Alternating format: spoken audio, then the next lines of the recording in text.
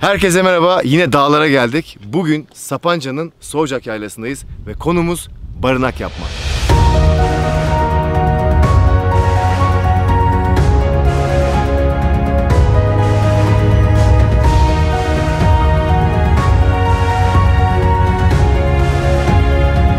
Yanımda eski dostum Halil var. Sapanca'ya gelmişken onu da aramak istedim ve kendisinin arkadaşı Altan da bizimle. O da kampsever bir arkadaş olduğu için bugün beraber barınağımızı yapacağız ve kampımızı atacağız, ateşimizi yakacağız, yemeğimizi yiyeceğiz ve güzel güzel sohbet edeceğiz. Zaten yaşlarımız çok yakın birbirine. Evet. Değil mi? Kesinlikle. Aynen. Güzel bir gün geçireceğiz ve bütün bu tecrübeyi de sizlerle paylaşacağız arkadaşlar.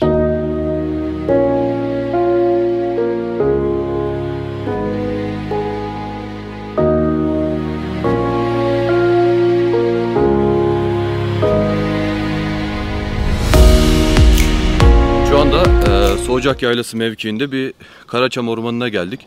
Bu ormanda daha önce de etkinlik yapmıştım ben. Bu ormanın özelliği bizim için özellikle bushcraft faaliyetleriyle ilgilenenler için şöyle bir avantajı var. Daha önce burada orman seyreltmesi yapılmış. Yani çok fazla kullanabileceğimiz döküman var. Kuru ağaçlar, ateş yakmak için gerekli materyal var. Yani burası bizim için dört dörtlük bir ortam. Aslında ormanın gençleştirmesi lazım ama Ne oldu sana ya? orman bana yaramıyor. Birden Yaşlandım ya. Gözlükle şapkayı takınca. Güzel oldu, güzel oldu. Tam bir bushcraft'ın şu anda.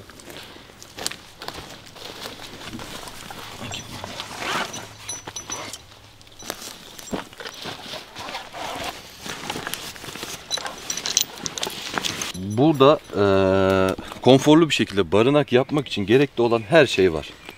Yani sadece bununla da ya da sadece bu testereyle de bir barınak yapabilirsiniz ama burada ben konforuyla tamamen ölçüsüyle, ergonomisiyle her zaman gelip burada faaliyet yapabileceğimiz, içerik çıkarabileceğimiz kaliteli bir barınak yapmak istiyorum. O yüzden burada asgari miktarda ne kadar ihtiyacımız olacaksa onu getirdim.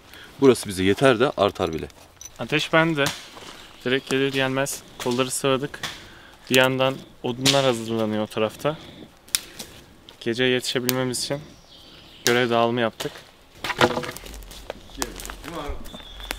Abi bu iş çok uzun sürecek. Bu iş çok uzun sürecek.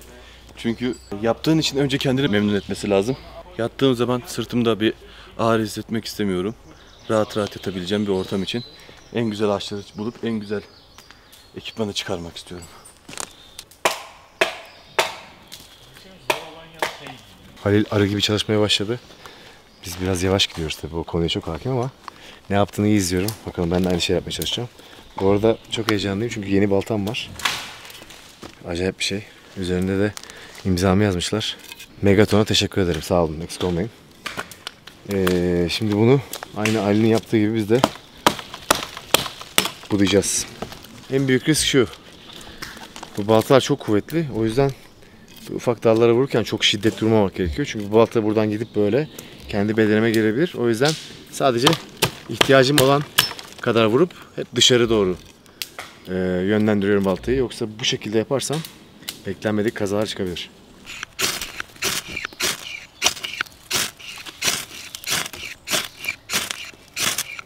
Yer nemli olduğu için bu pürler ve yapraklar ıslaktı. O yüzden biraz zaman aldı yakması.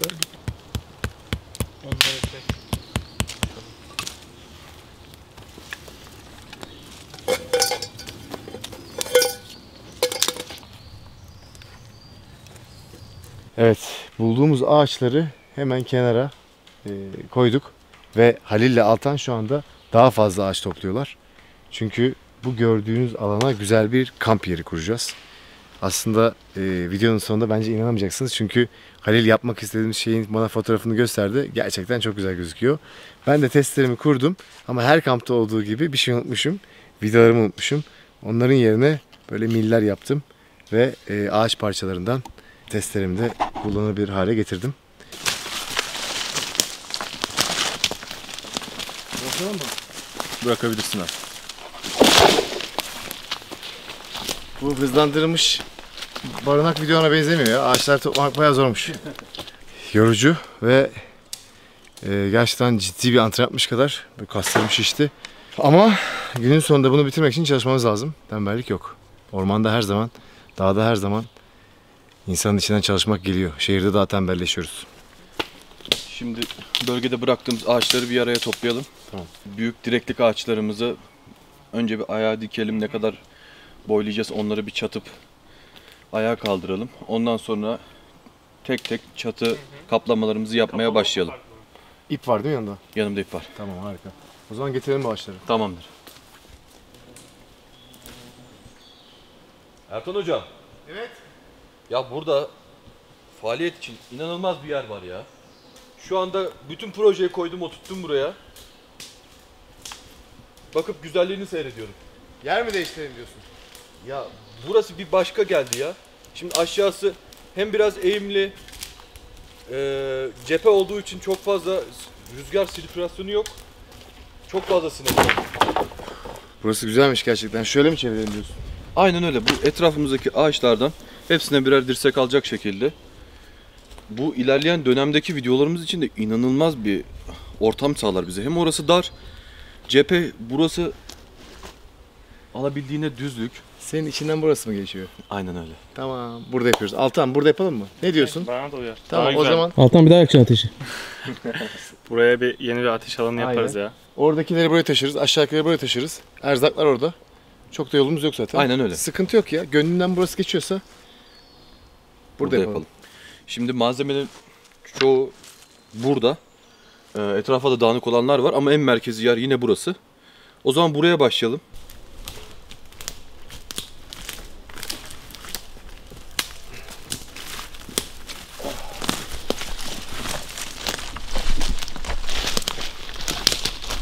Aldım.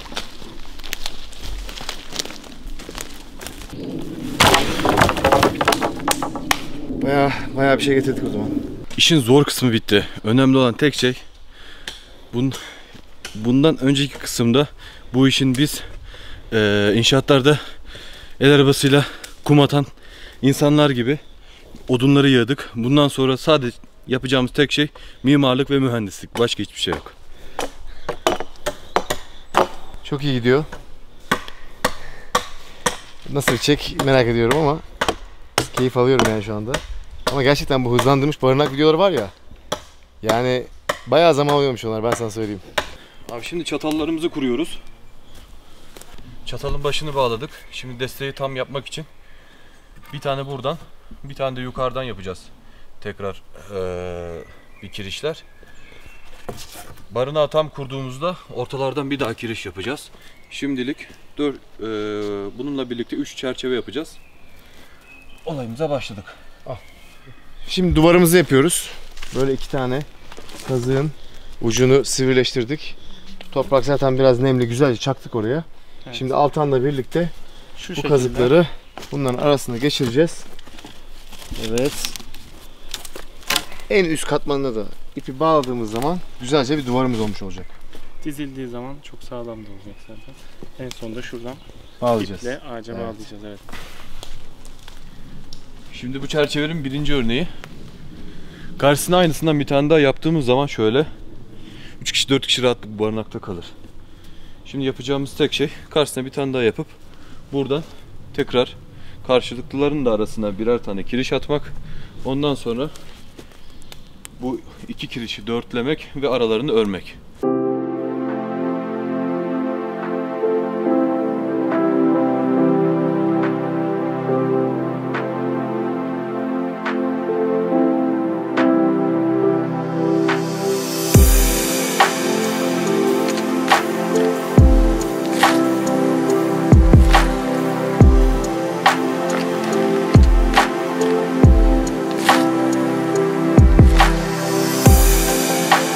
Güzelliğe bakar mısın?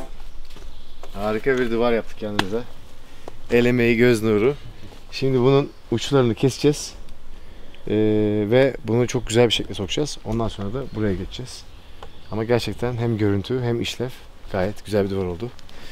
Tabii Halil'den taktikleri aldık. O yüzden daha da sağlam oldu. Evet, bunu ben alayım. Karşılıklı alalım abi istiyorsan. Tamam. Gideceğim seninle.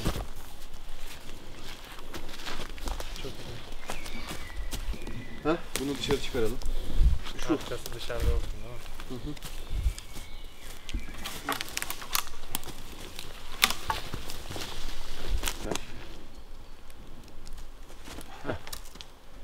Tamam. Düz mü? Altan. Şöyle kaldırıp biraz daha içeri sok. Bu haftaki faaliyetimizde elimizdeki malzemeyle kesinlikle haftalarca kalınacak bir barınak buradan çıkmaz. Ama bu yaptığımız stil o kadar geliştirilebilir bir stil ki. Şimdi bunun etrafını komple şimdilik sadece yapraklarla, ağaç dallarıyla kaplayacağız. İlerleyen dönemde buna devam edeceğiz. İç bölümünü sedir kıvamına getireceğiz. Şimdi sadece matlarımızı, battaniyelerimizi, tulumlarımızı serip yatacak kıvamda bir barınak olacak. Ama ilerleyen dönemde şu mesafede Yükselteceğiz. yükseltmeyi düşünüyoruz. Tabii ki geleceğiz o zaman buraya. Aynen öyle. Paralel bir duvar daha yapıyoruz. Biraz sivrileştireyim.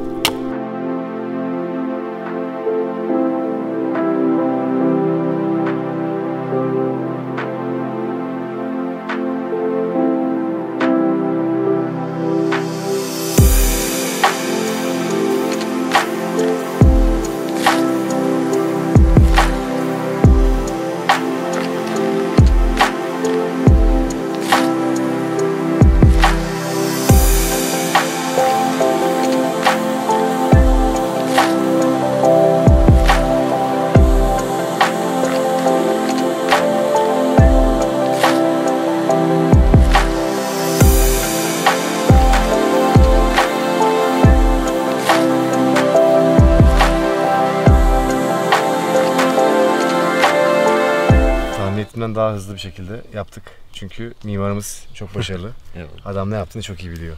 O yüzden zaten planlı gittiğimiz için bence çok iyi geldik. Hı hı. Ama bitmedi. Tabii. Bence yarın duvar örmeye devam ederiz. Bunu tamamen kapatırız. Mutfak yaparız. Yani bir Biliyorsunuz. mutfak tezgahı, Mutfak etrafı tezgahı. kaplarız. Ya Kaplarız. çalışmak hiç zor değil. Evet. O zaman Yani. şöyle yapalım mı? Bir teklifim var size. Buraya gelirken gördüğünüz yayla var ya. Evet. Orası harika bir yerde.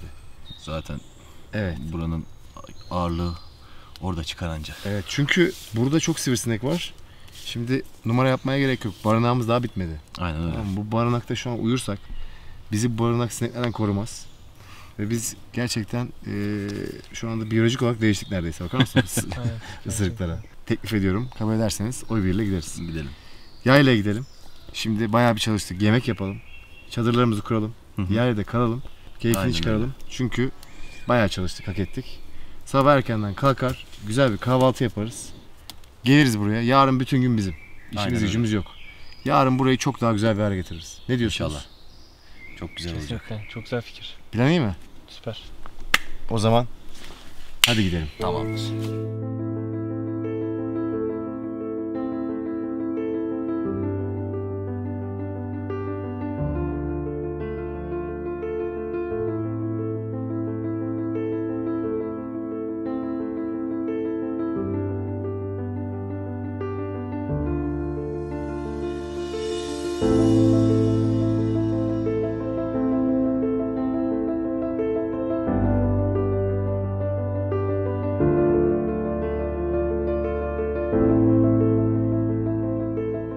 Evet, yaylaya geldik.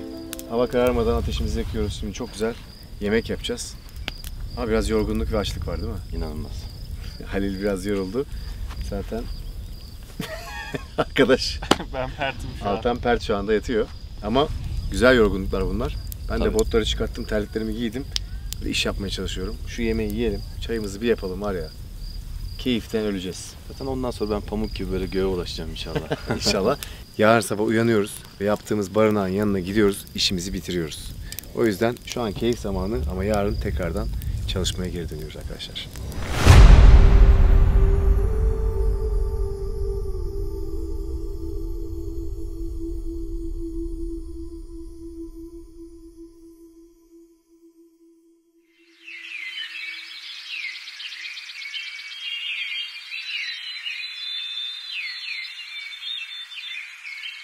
İyi duruyor barınağımız.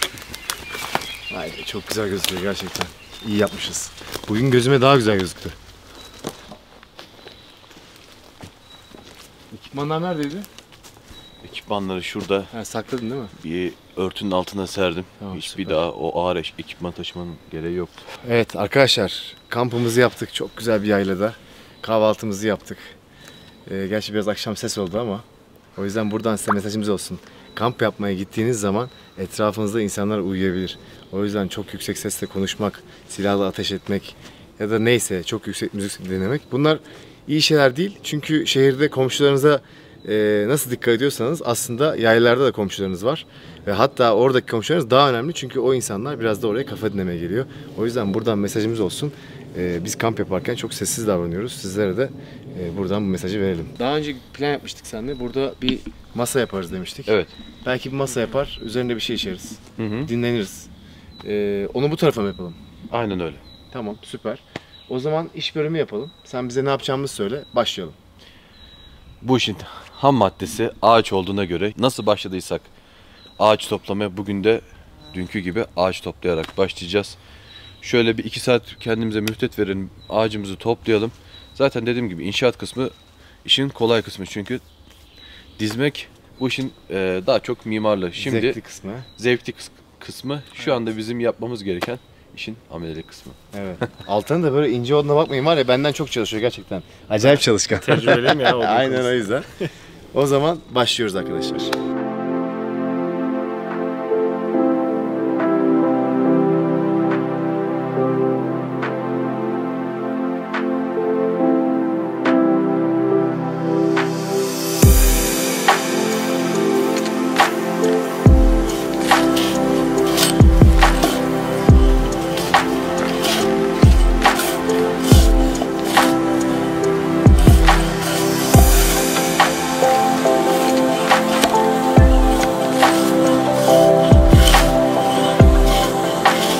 Keyifli ama ellerim içi bayağı yoruldu. Ağrıyor. Bir de kesikler var. Testere kesikleri. Böyle hatalar oldu ama olabilir. Sorun yok. Bittiği zaman çok keyif alacağız. Bir de çalışmak zor değil ama buradaki en zor şey sinekler acayip ısırıyor ve Halil'in dediği gibi kolumun anatomisi değişti artık ısırmaktan ya gerçekten. O yüzden biraz zorlanıyoruz ama hayatta güzel hiçbir şey kolay değil. O yüzden sonunun güzel.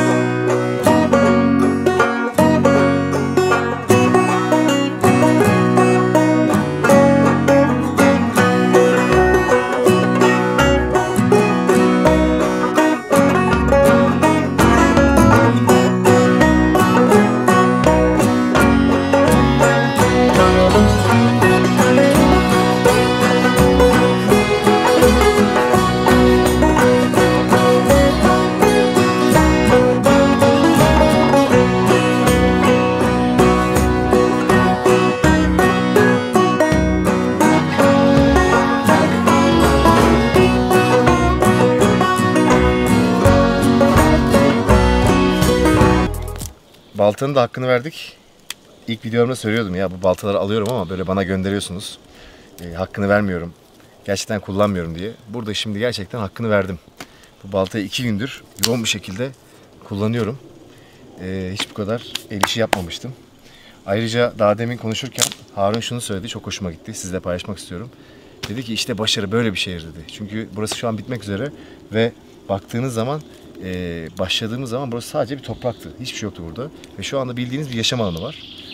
Tabii aradaki zamanda çok çalıştığımız için konsantre olmadık ne yaptığımıza. Ama bittikten sonra şunu söyledik. Ya başarı böyle bir şeydir. Başlamak çok önemli. Bir de disiplinli bir şekilde devam etmek önemli. Bir şekilde o zaman başarı geliyor dedi Harun. Çok hoşuma gitti. Sizle paylaştım. Bu sadece barınak için değil, hayatta her şey için geçerli. O yüzden birincisi başlamanız gerekiyor. İkincisi de disiplinli bir şekilde devam etmeniz gerekiyor. Ondan sonra istediğiniz şeylere daha rahat ulaşırsınız. Arkadaşlar, el emeği göz nuru barınağımız bitti. Tahminimizden daha büyük bir barınak oldu. Kardeşlerim de orada dinleniyorlar çünkü gerçekten çok yorulduk. Ben de biraz yorgun gözüküyorum, kusura bakmayın. Çünkü 48 saattir hakikaten çalışıyoruz. Gelin şimdi size barınağı gezdireyim.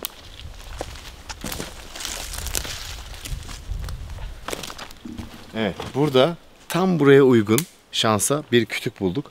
Ve son anda bunu yere koyalım mı? Bak burası girişimiz olsun dedik. Ve sınırımızı belirleyen bir kütük koyduk. Bu biraz şanslı. Buraya güzel bir duvar yaptık. Aslında ilk buraya geldiğimiz zaman hedefimiz 2 tane duvar yapıp arkasına bir tane barınak yapmaktı. Fakat buraya geldikten sonra çalışmayla birlikte kendimizi biraz daha böyle iyi hissettik. Dedik ki evet burayı biz bitirelim. Bir tane daha yapalım, bir tane daha yapalım derken bütün duvarları çevirdik. Bu kütüğü de buraya koyarak aslında burayı tam bir 50 metrekarelik yaşam alanı haline getirdik. Mimarımız Halil. Bir kere proje Halil'den çıktı. Yani hiç kimse yalan söylemesin. İstediğiniz kadar emek verin. Nasıl yapılacağını bilmiyorsunuz. Bu işi yapamazsınız. O yüzden mimarımız Halil. Altan da çok tecrübeli çünkü daha önce barınak yapmış. O yüzden çok hızlı çalıştı ve biz de onu izledik, ne yaptığını gördük. Arkasından biz gittik. O yüzden onlar olmasa zaten biz bunu yapamazdık. Gelin size en favori bölgemi göstereyim. Burada çok güzel bir tezgah kurduk. Bu tezgahı nasıl yapacağımızı Halil bana anlattığı zaman ilk anlamamıştım ama bittikten sonra gerçekten ne kadar keyifli bir yer olduğunu gördüm. Ekipmanlarımızı koyuyoruz, çayımızı, kahvemizi koyuyoruz. Altına da ateşi yaktığımız yere götüreceğimiz odunları koyduk. Böylelikle belli bir miktar odunu burada biriktirerek tekrardan odun aramaya çıkmayacağız. Ateşimizi harlamak için buradan odunumuzu alıp baltamızla kesip tekrar ateşimizi gürleyeceğiz. Burada Halil çok güzel, Halil Usta diyeyim. Burada Halil Usta çok güzel bir oturma grubu yaptı. Hatta önce ikili yaptı, sonra dedi ki ben biraz uzatayım bunu, üçlü yapayım falan dedi kişi sayısına bakarak. Üzerinde bir örtü getirmiş. O kadar güzel oldu ki. Bakın böyle bir 2 tane tomruğu koyduk. Önlerine kaymasınlar diye ahşabımızı geçirdik ve bunlar da bize sınır oluşturdu. Altına da sağlam olması için 2 tane kütük koyduk ve harika bir love seat oturma grubu. Şimdi gelelim ana yerimize. Ana yerimize geldiğimiz zaman süper bir barınak yaptık. Yani aslında burada kalacağımız zaman, ki bence ilerleyen zamanlarda buraya tekrar geleceğiz. Burada kalacağımız yer bu barınak olacak. Biz burayı çok sevdik. O yüzden buraya daha sonra gelmek istiyoruz. Yani burayı bırakmayacağız, geliştireceğiz. Nasıl geliştireceğiz? Bir kere buraya bir depo alanı yapmak istiyoruz. O depo alanının içine bazı kamp eşyalarımızı koyacağız ve 2-3 tane kamp pet getireceğiz. O kamp petleri de buraya koyarsak eğer burası harika bir yatak alanı oluyor. Buraya bir tane ışığımızı taktık. Buradan ışığımızı kapatıp açabiliyoruz. Tamam mı? Eğer ihtiyacımız olduğu zaman da buradan odanın ışığını yakıyoruz. Burayı uzun bırakmıştık. Ben burayı tam kesiyordum. Kesmeden önce Altan yanıma geldi. Abi dur orayı kesme dedi. Ne oldu dedim, bak burası fazla. Abi olsun o kalsın, eşyalarımıza asarız dedi. Tecrübe böyle bir şey. Çok güzel bir şekilde buraya bir askılık yaptık. Gece yatmadan önce eşyalarımızı, montumuzu çıkarıp buraya asabiliyoruz. Yine duvarımız devam ediyor. Ve gördüğünüz gibi 50 metrekarelik ortada yemek alanı olan, ateşimizi yaktığımız, altına ve etrafına taş koyduğumuz aslında ocağımız var. Arka tarafta yatak odamız ve arka tarafta oturma grubumuz var. Burası gerçekten güzel bir yaşam alanı. Yalan yok. 3 kişi yaptık bunu. Tabii ki Harun çekimleri yapmadığı zamanlarda o da yardımcı oldu. Ama arkada böyle 10 kişilik bir ekip yok yani bize yardımcı olan. Ayrıca tomruk da getirmedik. Bütün bu ağaçları kendimiz bulduk, budadık. Zaten işin en zor kısmı da oydu. Buraya geldiğimiz zaman planladığımız işten daha büyük bir işi keyifle çıkarttık ve kendimize harika bir barınak yaptık. Bu buraya son gelişim değil. Kesinlikle buraya gelip daha sonra buranın tadını çıkartmak istiyorum. Umarım burayı geldiğimiz zaman yine bu kadar temiz ve güzel buluruz. Ben açıkçası bir ormana gittiğim zaman barınak görsem, bırakın oraya zarar vermeyi, oraya ekstra bir şey bırakmak, orayı geliştirmek, bir hediye vermek isterim. Çünkü şu etrafımızda gördüğünüz şeyi tamamen ellerimizle, beynimizle ve ruhumuzla, sevgimizle yaptık. O yüzden umarım kimse burayı görüp buraya zarar vermez ve burayı uzun bir süre koruyup daha sonra buraya gelip buranın keyfini çıkarabiliriz. Bu videoyu böyle bitiremem çünkü esas kahramanlar arkamda duruyor. Altan, sana çok teşekkür ederim. Bütün işin için ve güzel ruhun için, güzel bu sevgini kattın buraya. Kesinlikle. Tamam mı? Halil, sen de kaptanımızdın. Teşekkür Tamam ederim. mı? Yaşça en büyük ben biliyorsam buranın kaptanı sendin. Çünkü bilgi birikim olarak şu anda burada en ileride olan sensin. Ve gerçekten gel abi burayı yapabiliriz dedin. Ben sana güvendim ama tahmin ettiğimden çok daha büyük bir iş Ya kattın. asıl ben şimdi şöyle bir teşekkür etmek istiyorum. Uzun zamandır siz de daha konunun öncesinde bahsettiniz. Hani inşallah insanlar buraları bulmaz. Şimdi bu yaptığımız belki 8. 9. barınak oldu. Tekrar bu fırsatı özellikle sizle yaşamak büyük bir zevkti. Tekrar üzerimizdeki o toprağı attık, ormana girdik, kirlendik, yorulduk, terledik. Ama günün sonunda ortaya çıkan ürün muazzam olunca Evet. her şey unutuluyor. Her Değil mi? şey unutuluyor. Bütün o Ortamda sadece yorgunluğa değiyor. Aynen öyle. Çok keyifli Bayağıdır bir yol. yapmıyorsun herhalde sen. 1,5-2 yıl oldu. Vallahi o zaman tekrar kaptanı ve mimarı motive etmiş olduk. Altan da zaten hemen gelirim dedi. O da bu işleri çok seviyor. Zaten doğada onu gördüğümüz zaman da hemen elinden her iş geliyor. Yani bunu ne kadar sevdiği belli. O yüzden arkadaşlar siz de kesinlikle belki bu seviyede iş yapmanız için biraz eğitimli olmanız gerekiyor ama çok farklı kamplar var. Hamak kampları var. Çadır kurabilirsiniz. Karavanla gidebilirsiniz. Günübirlik gidip kalmayabilirsiniz ama kesinlikle kendinize bir yayla, bir orman bulup mutlaka doğaya çıkın. Çünkü ben gerçekten buralara geldiğim zaman kendimi çok farklı hissediyorum. Anı yaşıyorum ve bütün dertlerimden arınıyorum. Evet bazen çok yorucu oluyor ama Altan'ın da dediği gibi bu yorgunluk o kadar tatlı oluyor ki en sonunda eve gittiğim zaman burada aldığım o hazdan daha büyük bir hazı ya dün ne güzeldi falan gibi bir daha evde yaşıyorum. Aynen öyle. Halil de şu an aynı şeyi hissettiği için o da tebessüm etti. Çünkü buraya gelen insanların belki de ortak özelliği bu.